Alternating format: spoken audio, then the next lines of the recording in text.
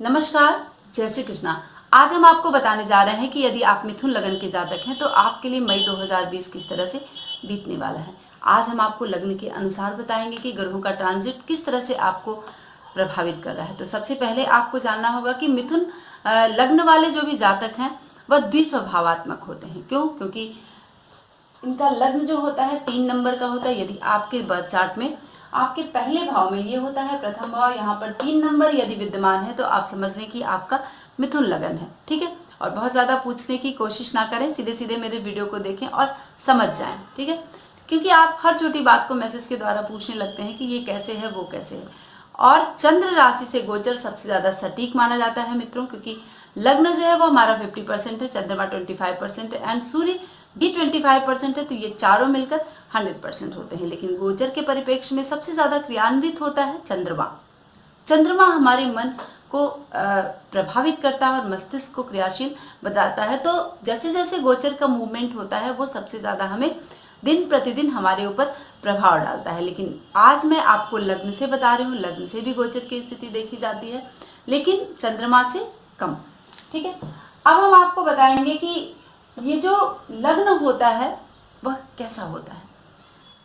मिथुन लगन के जो जातक होते हैं, सबसे पहले आप समझ लें कि ये द्विस्वभाव वाली राशि है।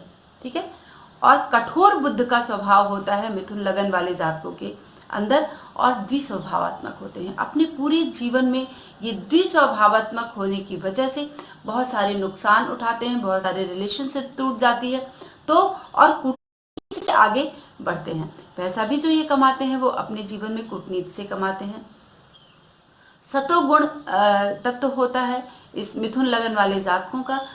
और एक चीज बहुत खास होती है इनके अंदर कि जब ये किसी चीज का विचार करते हैं, किसी भी योजना को बनाते हैं तो इनकी द्वंद्वात्मक स्थिति रहती है और उसकी वजह से इनके में विलंब हो जाता है। वृक्षों को बहुत लगाते हैं, वृक्षों की सेवा करते हैं ये अपने जीवन में, क्योंकि बुद्ध क्या है? ग्रीनरी है। ठीक है, बुद्ध ग्रीनरी है और बुद्ध वृक्षों को ये लगाते हैं। तो ये कुछ खास क्वालिटी है इनके अंदर।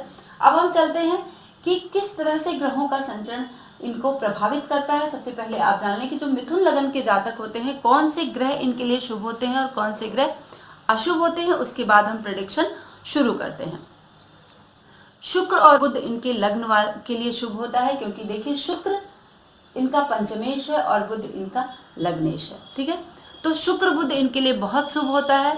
मंगल, गुरु और सूर्य इनके लिए अशुभ स्थिति में होता है। शनि को इसलिए शुभ बहुत ज्यादा नहीं माना गया क्योंकि एक जो मकर राशि होती है वो अष्टम भाव में होती है और एक नवम भाव में होती है। तो अपने भाग्य से द्वादश भाव में भी शनि की स्थिति है, इसीलिए वेश है वो, इसीलिए शनि को सम माना गया है। ठीक है, अब हम आगे चलते हैं कि किस तरह से ग्रह आपको प्रभावित करेंगे। तो सबसे पहले हम लग्न की बात करेंगे, यानी लग्नेश जो है बुध वह किस तरह से संचरण कर रहा है आपके बर्थ चार्ट में। तो सबसे पहले देख लें कि बुध की स्थिति आपके 9 मई तक यहाँ एकादश भाव में सूर्य के साथ बनी रहेगी। 9 मई से वह ट्रांजिट करेगा और वृष राशि में जाएगा। तो बुध, शुक्र और सूर्य की स्थिति एक साथ यहाँ पर क्या फल देगी। अब बुध की क्या स्थिति है मई के महीने में। बुध 9 तारीख तक, 9 मई तक यहाँ पर एकादश भाव में आपको प्रभावित करेगा। लग्नेश का एकादश भाव में हो जाना बहुत ही लाभात्मक स्थिति आपकी यहाँ पर बन रही है 9 मई तक। 9 मई से वह द्वादश भाव में ट्रांजिट कर जाएगा।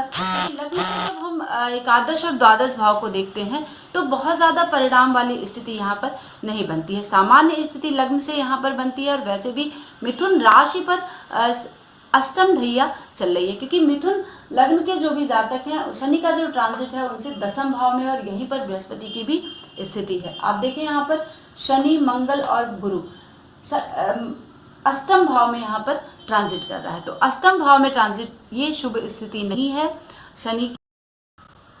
तो एकादश भाव में जब बुध आपको बहुत लाभ दिलाएगा 9 मई तक, 9 मई के बाद से जब वह द्वादश में चला जाएगा तब आपको धन के प्रति बहुत सावधान रहने की स्थिति बन रही है। आपको बहुत सावधान रहना होगा। धन हानि की संभावना यहाँ पर बुध आपको द्वादश भाव में बैठकर बनाएगा। क्योंकि ये चतुर्थ भाव का भी स्वामी है और चतुर्थेश और लग्नेश द्वादश में चला जाएगा, तो यहाँ पर सुख की हानि, धन की हानि, ये सारी स्थिति आपको यहाँ पर क्रिएट कर रहा है बुध।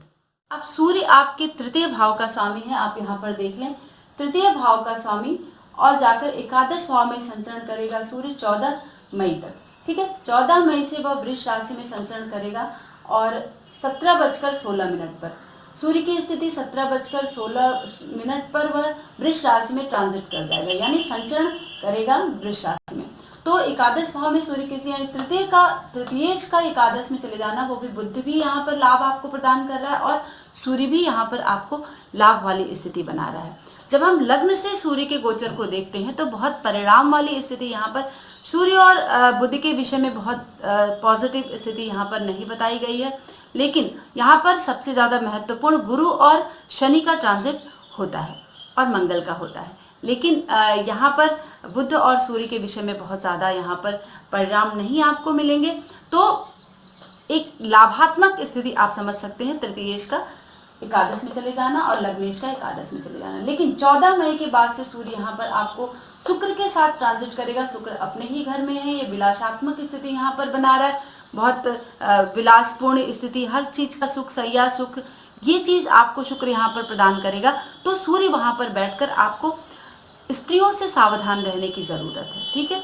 व्यय की स्थिति यहाँ पर बन रही है। अब आपके तृतीय भाव, ये काम भाव है, लेखनी भाव है, प्रतियोगिता का भाव है, मतलब बहुत कुछ आपको यहाँ पर प्रदान कर रहा है, पराक्रम का भाव है और द्वादश में जाकर यहाँ पर थोड़ी सी पॉजिटिव स्थिति आपकी नहीं बन रही है। तो सूर्य को लेकर थोड़ी सावधानी बरतें, सूर्य को जल दें प्रॉपर, और तब जाके आपकी सूर्य आत्मा का कारक है और उसका द्वादश भाव में चले जाना। द्वादश भाव में जब हम संचरण से देखते हैं तो लग्न वाइज वो बहुत पॉजिटिव नहीं होता है, लेकिन इसके जब हम ऐसे देखते हैं कि क्या भाव द्वादश भाव में बैठ कर देता है सूर्य, तो पॉजिटिव देता है, ठीक है। लेकिन अब लग्न से यहाँ पर संचरण देख रहे हैं तो ये बहुत शुभ स्थिति नहीं बनी। अब शुक्र की स्थिति क्या है इस मई आपको प्रदान करने वाली है। शुक्र आपके पंचम भाव का स्वामी है और आपके द्वादश भाव का स्वामी होकर यहाँ पर शुक्र की स्थिति बन रही है। अब बुध भी 13 मई को उदय होगा यहाँ पर। अभी तक 13 मई तक बुध की स्थिति अस्त वाली है, तो बहुत कमजोर स्थिति में रहेगा। जो लाभ उसको प्रॉपर देना चाहिए वो स्थिति वहाँ पर नहीं बन रही है बुध की। लेकिन 13 मई के बाद वह उदय हो जाएगा बुध का, तो यहाँ पर कुछ पॉजिटिव स्थिति आपको, चूंकि फिर वो ट्रांजिट द्वादश भाव में कर जाएगा तो बुध की स्थिति यहाँ पर नहीं। स्किन डिजीज हो सकता है, यहाँ पर आपको 13 मई तक ध्यान देना है। कुछ स्किन से रिलेटेड दाने वाने आपको निकल सकते हैं, उसके लिए आपको सावधानी बरतनी होगी। अब हम चलते हैं कि पंचम भाव का स्वामी शुक्र है और शुक्र द्वादश भाव में यहाँ पर ट्रांजिट करेगा और शुक्र की स्थिति यहाँ पर मिथुन में वह पूरे महीने यहाँ पर वृष में रहने वाला है, ठीक है। और 31 मई को शुक्र यहाँ पर अस्त हो जाएगा, लेकिन 31 मई तक पंचमेश द्वादश में जाएगा। तो लग्न से जब हम शुक्र की स्थिति देखेंगे तो बहुत शुभ स्थिति और बहुत शुभ परिणाम यहाँ पर नहीं मिलेगा। तो विद्यार्थी वर्ग जो है बहुत संभल कर रहे, धन का लाभ कराएगा, लेकिन आपकी बुद्धि को थोड़ा सा भटका देगा, है ना। और सूर्य की भी स्थिति वहां पर 14 मई से बन रही है, तो और बुध भी वहां पर जा रहा है। चूंकि 13 तारीख तक बुध भी वहां पर अस्त रहेगा, तो अपने मन को बहुत बैलेंस करें, भटकाव से बचें, शिक्षा पर बहुत विशेष ध्यान दें, क्योंकि शिक्षा में मन नहीं लगेगा आपका, तो ये स्थिति आपके लिए बहुत पॉजिटिव नहीं है, ठीक है। तो शुक्र को लेकर धन के अकॉर्डिंग ये अच्छी स्थिति है, लेकिन और चीजों को लेकर यहाँ पर शुक्र बहुत लाभ प्रदान नहीं करेगा। मंगल की स्थिति कैसी होगी आपके लिए मई 2020 में? सबसे पहले आप देख लें कि मंगल का जो संचरण है वह 4 मई तक मंगल कुंभ 4 मई तक यह मकर में रहेगा, 4 मई से वह कुंभ में ट्रांजिट कर जाएगा 20:40 में। तो जब तक 4 तारीख तक यहाँ पर नौकरी से छुट्टी लेकर बैठने की स्थिति बन रही है, ऊंचाई से गिरने वाली, मतलब किसी पद से आपको हटने की स्थिति यहाँ पर मंगल बना रहा है, तो ये स्थिति आपके लग्न के लिए 4 मई तक बहुत आपको सावधान रहना है। धन नहीं आएगा, लेकिन खर्चे आपके बढ़ चढ़ कर रहेंगे। लेकिन 4 मई के बाद मंगल का संचरण कुंभ राशि में यहाँ पर हो जाएगा और मंगल इस लगन और इस राशि के लिए शुभ नहीं होता। आप देखिए कि एकादशेश लाभेश का नवम में आ जाना, तो एक लिटिल बिट थोड़ा सा बन सकता है पॉजिटिव, क्योंकि एकादशेश नवम में भाग्य में आ जाएगा। लेकिन जब तक एकादशेश अष्टम में रहेगा तो ये स्थिति आपके लिए फेवर वाली नहीं रहेगी मंगल की। और यहाँ पे विपरीत राजयोग मंगल बना रहा, आप देखिए कि, और अपनी उच्च राशि में यहाँ पर जा रहा है, तो थोड़ी सी चीजों को यहाँ पर सुधारेगा। 4 मई तक स्थिति जो है मंगल की कुछ आपको स्वास्थ्य आपका खराब हो सकता है, लेकिन फिर भी एक बैलेंस वाली स्थिति बनेगी, मतलब परेशानियों के बाद भी एक बैलेंस बना रहेगा, क्योंकि शनि और गुरु यहाँ पर साथ में मंगल मंगल षष्ठेश उच्च का होकर अष्टम में चला जाएगा, लेकिन 4 मई के बाद से उसका संचरण कुंभ राशि में होगा। जब वह कुंभ राशि में आएगा तो एकादशेश और षष्ठेश का कुंभ में आ जाना अब यहाँ पे भी एक भाग्य में आ जाएगा, और इस लग्न के लिए शुभ नहीं होगा। तो शेयर और सट्टा इन सब चीज में अगर आप पैसा लगाते हैं तो आपको 100% नहीं, लेकिन फिर भी आपको 70 से 80% लाभ आपको यहाँ पर मिलेगा। ठीक है, ये समय है आपको शेयर में इन्वेस्ट करने का, क्योंकि बहुत मंदी का दौर चल रहा है। तो ये आप ट्राई कर सकते हैं। ठीक है, लेकिन अपने भाई और पुत्र के प्रति बहुत सावधानी रखें, उनके स्वास्थ्य खराब होने की संभावना बन रही है। किसी के साथ साझा न करें, क्योंकि मित्र आपको यहाँ पर धोखा दे देंगे। हो सकता है कि आपका स्थानांतरण इस समय अच्छी जगह ना हो, आपके फेवर वाली स्थिति में ना हो, कहीं स्थानांतरण आपकी का हो सकता है। ठीक है, लेकिन अब लाभेश है तो तरक्की के भी चांस बन रहे, हो सकता है तरक्की होके और आपका ट्रांसफर कहीं दूसरी जगह पर हो जाए, ऐसी जगह पे हो जो आपको मनपसंद जगह ना हो। ठीक है, तो ये स्थिति आपकी यहाँ पर बन रही है। और हाँ, लोगों पर आपका प्रभाव बनेगा, क्योंकि वह एकादशेश है, लेकिन षष्ठेश का फल आपको यहाँ पर पॉजिटिव नहीं मिलेगा। तो मंगल के लिए थोड़ा सा उत्साह आपका बढ़ा चढ़ा रहेगा, लेकिन अगर अच्छी जगह ट्रांसफर नहीं हुआ है तो आपको थोड़ा सा मन में एक दुख की स्थिति यहाँ पर बन सकती है, लेकिन फिर भी पॉजिटिव, बहुत पॉजिटिव नहीं तो 50 से 60% पॉजिटिव हम कह सकते हैं मंगल के लिए मई के महीने 2020 में। अब बृहस्पति की स्थिति आपके लग्न और आपके लिए किस तरह का प्रभाव देगा। अब लग्नेश आपका बुध है और ये द्विस्वभावात्मक यहाँ पर भी है, क्योंकि बृहस्पति इस लगन और इस चार्ट के लिए बाधक होता है। ठीक है, शुभ स्थिति बृहस्पति की नहीं होती है। आपके सप्तम भाव का स्वामी और आपके दसम भाव का स्वामी होकर अष्टम भाव में गोचर करेगा, और बृहस्पति जो है वह 14 मई से वक्री हो जाएगा। यहाँ पर शुक्र भी 13 मई को वक्री हो जाएगा, तो एक स्ट्रॉन्ग पोजिशन बनेगी। ठीक है, तो क्योंकि वो पंचमेश है और आपका वेश है, शुभ स्थिति शुक्र की है यहाँ पर। तो जब वो वक्री होगा तो वो जल्दी जल्दी से आपके कामों को बढ़ा देगा। ठीक है, तो शिक्षा में जो मन नहीं लग रहा था वो मन लगने लगेगा, लेकिन थोड़ी सावधानी भटकाव से लेकर आपको रहना होगा।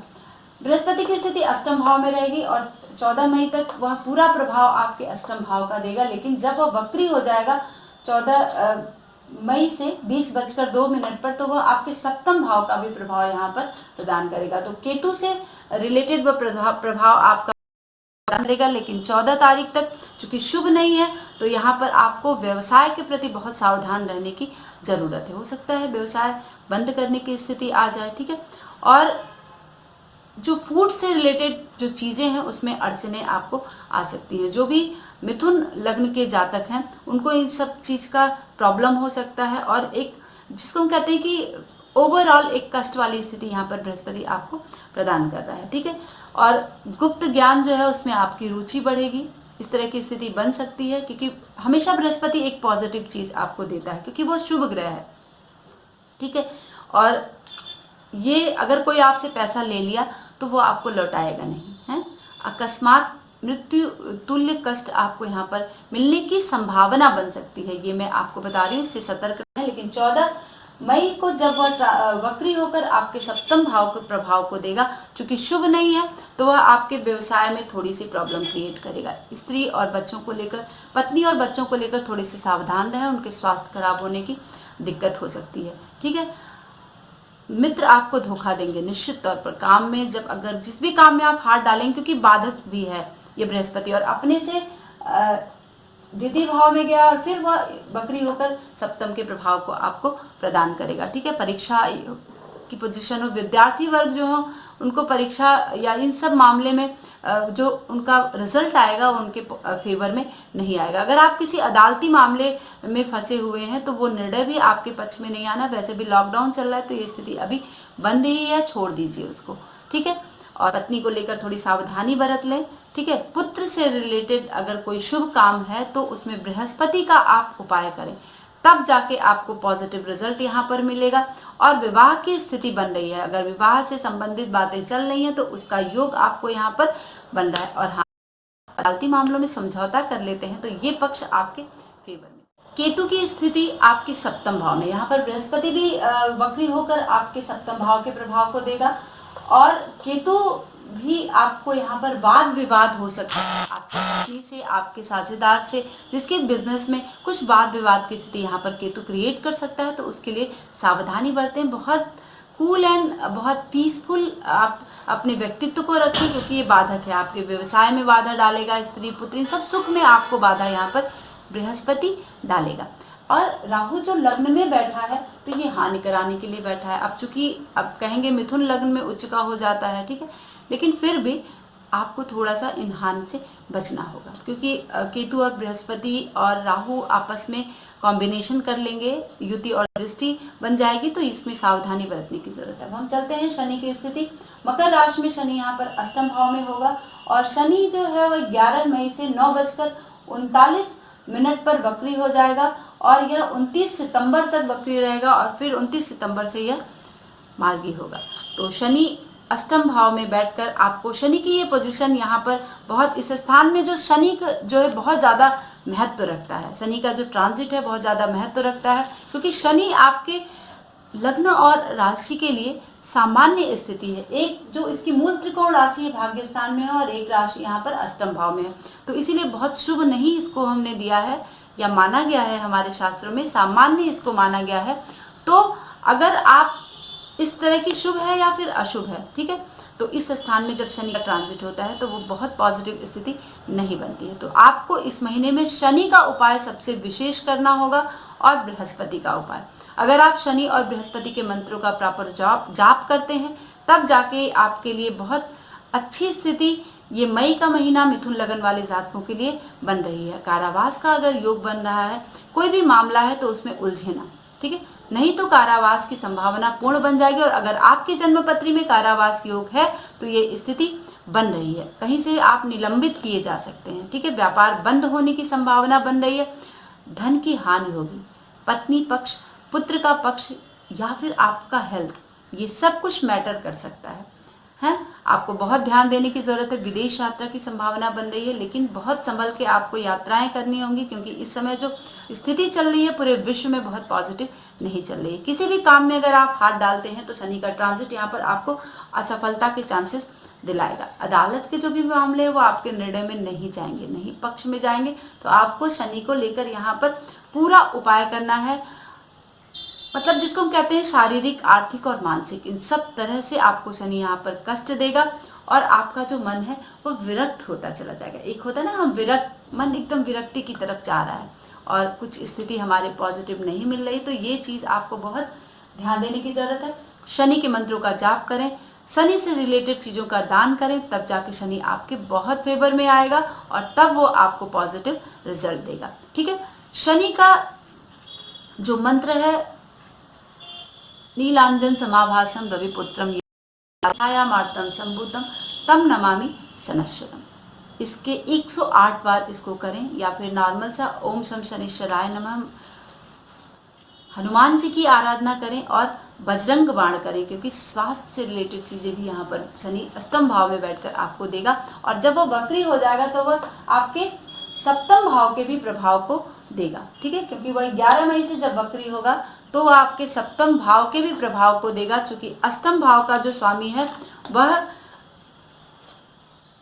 आपको ये स्थिति में ले आएगा। लेकिन जब वह सप्तम भाव में ट्रांजिट करेगा शनि यहाँ पर, तो आपको, अगर आप किसी परीक्षा में बैठने की तैयारी कर रहे हैं तो उसमें भी आपको सफलता नहीं प्रदान करेगा, ठीक है। अब थोड़ा सा शुभ है तो धन थोड़ा सा आएगा, सप्तम भाव में जब वक्री होगा तो सप्तम भाव में वह आपको धन की कंडीशन बनाएगा, ठीक है, विदेश यात्रा की संभावना यहाँ पे बनाएगा। व्यवसाय जो है एक लिटिल बिट, जिसको हम कहते हैं सामान्य सी स्थिति चलेगी, और कोई नया व्यवसाय आप शुरू करने की सोचेंगे तो स्थिति आपके लिए यहाँ पर, और धीरे धीरे आप किसी भी कागजात पर, किसी भी जायदाद, पुराने जायदाद के जो भी मामले हैं उनको आप वक्री होने के बाद उस पर बातचीत कर सकते हैं, वो लाभ आपको दिला देगा, ठीक है।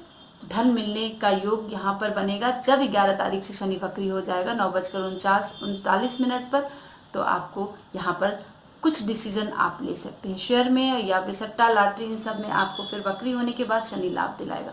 तो आपको ये सब चीज़ें कर लेनी है फटाफट, और मई का महीना आपको बहुत अच्छे से गुजारना है शनि के मंत्रों का जाप करके, और साथ में बृहस्पति का भी उपाय कर लें, तब जाके ये पूरा महीना आपके लिए अच्छा होने वाला है। ठीक है।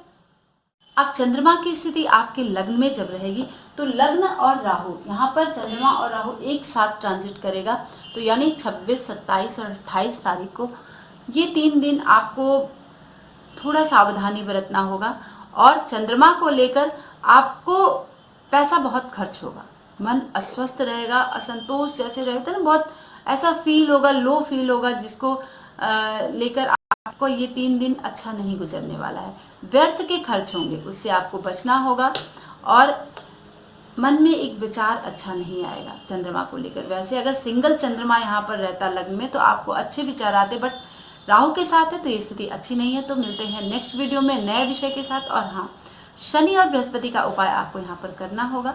आप चाहें तो रुद्राभिषेक भी घर में कर सकते हैं। ठीक है, तब बहुत स्थिति आपके फेवर में जाने वाली है। और में नए विषय के साथ आज के लिए बस इतना ही। नमस्कार, जय श्री कृष्ण।